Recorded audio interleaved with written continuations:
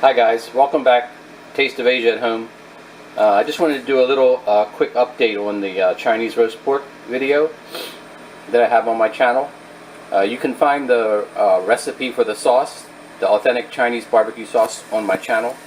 But I wanted to explain something about how to make the roast pork. You can see I've got the oven set on 320, and my oven has that speed bake feature. It's almost like a convection oven. You can use 325 on your oven, but the key to making it really good is first, you're gonna the marinade that you have the pork on.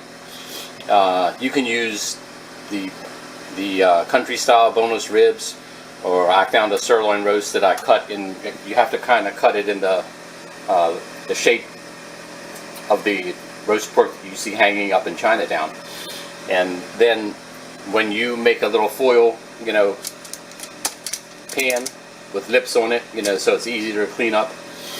The remaining barbecue sauce that you have from the marinade, I add maybe 4 drops of the red food color to give it a nice color, and also 2 tablespoons of honey. And plus I added maybe less than a 1/4 cup of the barbecue sauce.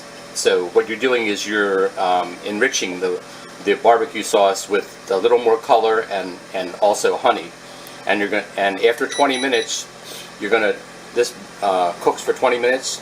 You're gonna take it out and drain the juice off of it and brush one side, and then turn it over, and then in maybe another 15 or 20 minutes, turn it over again and brush the other side. And then finally, about 5 or 10 minutes before it's ready, you'll brush it one final time, and your roast pork will have a nice glaze to it, and you'll see what I'm talking about.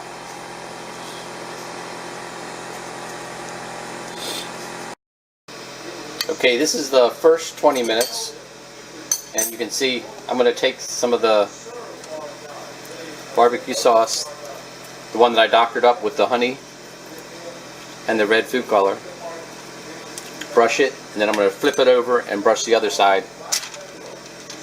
I use a fork to turn mine over.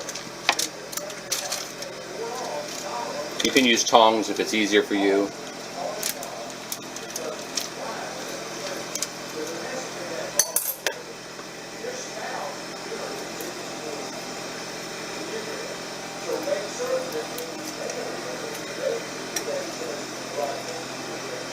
Just want to coat it. You can dab it on or you can brush it on.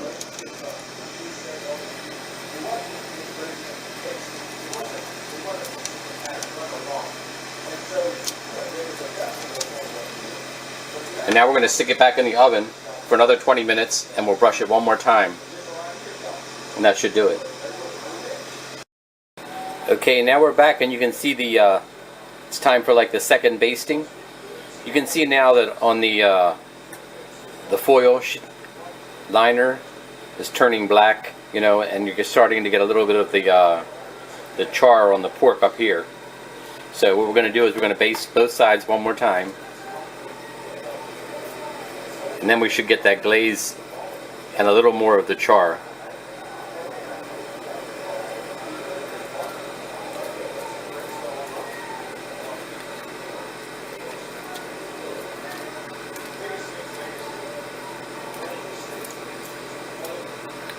See how you get that shiny glaze on the pork?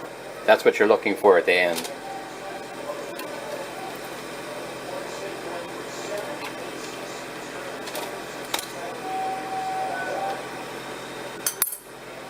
I flipped it over.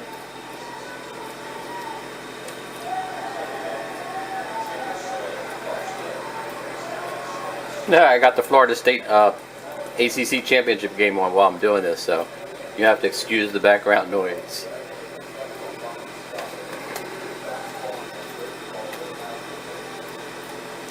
But this is how you can make some really authentic Chinese roast pork.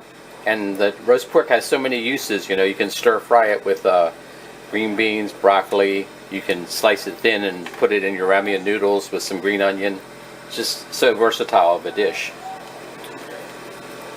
of a meat. And also you can put these pieces of roast pork after they're done in Ziploc bags, and you can freeze them.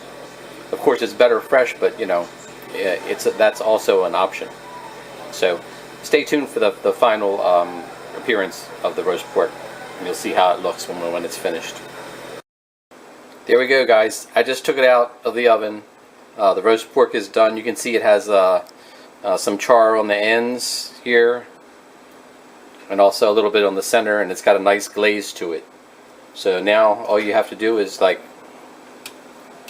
pick them up and transfer it to a plate.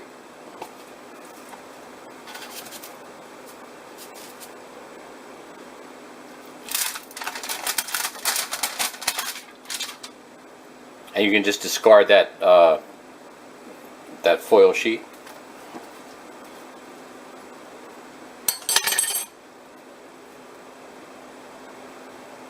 Authentic Chinese roast pork.